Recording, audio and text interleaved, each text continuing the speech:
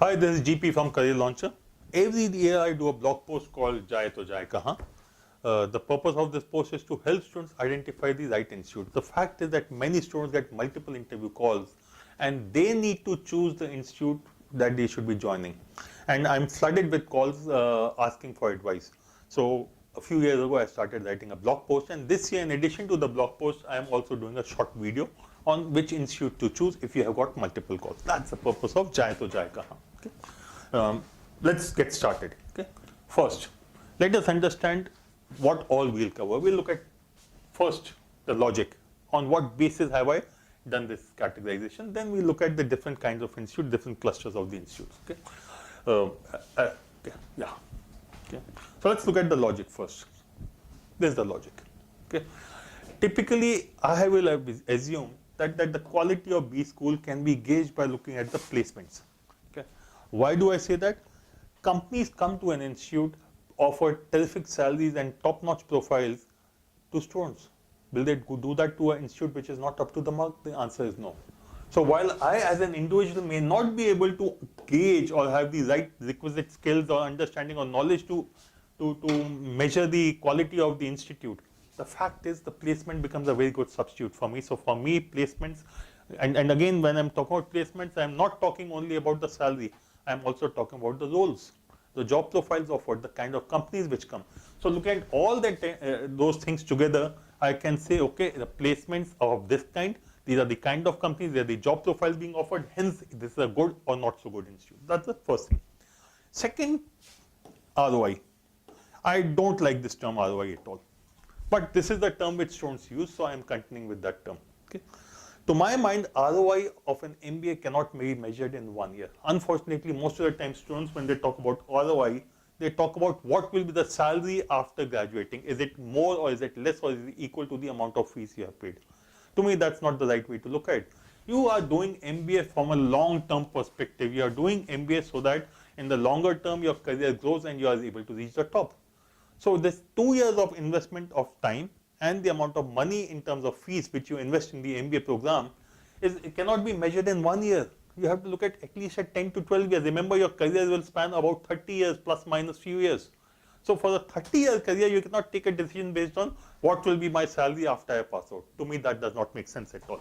Okay, and the other thing which people just look at one aspect, which is the fees, if the fees low or not. Okay, to me, this does not make sense. Look at it from a long-term perspective. What will MBA from this particular institute do to you? Remember, even for the top-notch institute where the fees is high, loans are easily available. So I don't think you should be looking at only a very short-term picture. Okay. Secondly, I have divided the institutes into 6 clusters. The best ones are here. The not so good ones come at the bottom. What I want you to understand, first of all these 120 odd institutes which are there or programs which are there are good. Each of them is going to provide you reasonably good careers. Some will be doing better than the others, which is why we have this clustering. But all of them will provide you with good opportunities. I'm sure there are other institutes which I missed out on for lack of knowledge, lack of awareness, or so on and so forth. But these 120 are things which institute which I think should do the job for you. Okay. Second thing, within a cluster, I have again broken it into A, B, and C. So you have a cluster 1A, cluster 1B, cluster 1C, cluster 2A, cluster 2B, cluster 2C. Now, how do you decide which institute to go for? Cluster 1 institutes are preferred to cluster 2, preferred to cluster 3, and so on and so forth. Similarly, subcluster A should be preferred to subcluster A should be preferred to subcluster B, should be preferred to subcluster C. Okay. So a 2A is preferable to 2B, a 2B is preferable to 2C. Just a simple understanding of what I have done out here. Okay. Where will the confusion be? If I have 2 institutes, if I have to choose between institutes in cluster 2B, for example, or 1B or 1C, I have got 4 options within cluster 1C. Which one do I go for? This is again going to be a personal preference. Okay, and all of those institutes are likely to be equally good, not much of a difference. It might be a specialization issue, it might be a location issue, it should be a fee issue. But so you'll have to put your personal preferences and then decide which one to go for. Okay, okay, okay. Yeah. Okay, so that's what we are looking at. So let's get started and now look at the clusters. No surprises here. I'm sure everyone knew this is these are the 3 institutes which will make the cut. And if you have a choice, if you have to choose between these 3, which one to go for, I will again say this is going to be a personal preference completely. While many people would say the default among these 3 has to be Ahmedabad, I will give you multiple examples of students who did not go to Ahmedabad but chose to go to other institutes. For example, one of our students from IIT Delhi, his preference was Calcutta over the others. So even though he had called some others, he chose to go to Calcutta.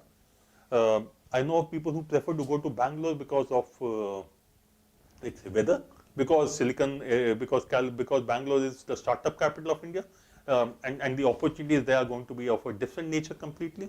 Similarly, many people don't go to Ahmedabad because Gujarat is a dry state. Okay? To me, it's a stupid reason, but yes, each one of us is entitled to our own preferences. So you decide among these 3 which one to go for. By and large, it is assumed that Calcutta, the workload is slightly lesser. It is less rigorous academically, and it gives you sufficient time to develop your personality holistically. On the other extreme is Ahmedabad, where the academic workload is very high, it is very, very rigorous, and you may not get time to do anything else. Bangalore falls somewhere in the middle. So you decide. I don't have any specific opinion of which of the 3 you should be going for. This is going to be a function of your personal preferences.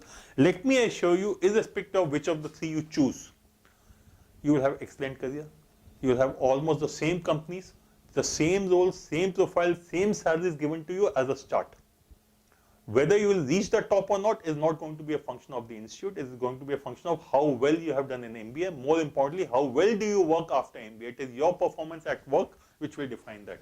Okay, so good thing, as I said, you will not make a wrong choice irrespective of which of the 3 institutes you go to. Okay. Next, cluster 1B. This is where the confusion will become more pronounced. Okay. Because we have about 6 institutes which are equally good for all practical purposes. Okay. However, there are some specific, let's say, peculiarities for each of these institutes. Okay. For example, if campus is important, then FMS Delhi and JBIMS will lose out. They don't have huge campuses. You don't stay like let's say in Lucknow or XLRI Jamshedpur or ISB, where the college and the hostels are together, and you have hence a much more or let's say the quality of interaction with your peers is much better. That is not going to be the case in FMS and JBIMS. Similarly, if you are someone with work experience, 3+ years, maybe ISB should be the preference, because the kind of students you will meet there is going to be closer to your profile, and hence the opportunities also are likely to be better for people with 4 to 5 years work experience. Okay. If HR is your preference, let me start writing down. If HR is your preference, then your option has to be either Tata Institute of Social Science or XLRI Jamshedpur. These are the 2 best HR programs, and many times people will leave ABC to go to XLRI or Tata Institute of Social Science purely for HR. Okay. One word of caution, or one not of caution, but one mistake people do. Most people think XLRI is only HR. No. The MBA program, which is called Business Management Program of XLRI, is as good as that of ABCL. Okay. And over a period of time, it has lost a bit of sheen, and I don't think it has got anything to do with academics. It has got something to do with branding. If XLRI Jamshedpur was called IIM Jamshedpur, it might have been considered equivalent to ABCL. Okay. The fact is, it is called XLRI, and which has led to some kind of, let's say, loss of brand image, because IIM have become a very, very strong brand. Okay. But MBA, whether you go to Lucknow, general MBA program for finance, for consulting, etc., whether you go to XLRI or Lucknow, it is going to be the same thing. Okay. If you are looking at value for money, that's the term I prefer. Value for money effectively means excellent placement, very low fees. Which are those institutes? These are FMS Delhi University. This is Tata Institute of Social Sciences, very low fees, and JBIMS. Okay. JBIMS. Okay. And as I said, WorkX of 3+, ISB is possibly going to be the option. Okay. JBIMS, the huge advantage is the location, Bombay. So especially if you are interested in finance, then Bombay is the place to be. But at the same time, many people don't want to go to JBIMS because it has got 85% reservation for students from Maharashtra. So many students feel they will not get the right level of competition, and also given the fact that the examination is conducted very late, and by the time the admissions start in JBIMS, other institutes have almost have closed their admissions. The quality of students in terms of the level can always be, one would feel is possibly a little suspect. Okay? When I say little suspect, means slightly lower than that of others. That does not mean the students are not good, they are excellent, but typically a student outside Maharashtra will join JBIMS if he or she does not get an opportunity in these institutes. That is the issue you need to address. Okay? So I hope that clears your confusion with respect to cluster 1B.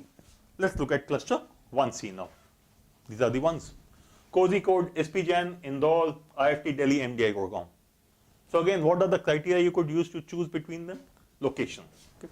If location is an important criteria for you, then for someone like me, Kozhikode becomes important. Why? Next to the beach, mountains on one side, sea on the other side. I would love to be in a place like Kozhikode for 2 years. Okay. But for many others, a Gurgaon becomes extremely important. Why? Because it is in the hub of business. Gurgaon is a business hub, and great opportunities for internship, interaction with companies. So for many people, Gurgaon will become important, and so will SP Jain. SP Jain, again, the interesting bit is small batch size.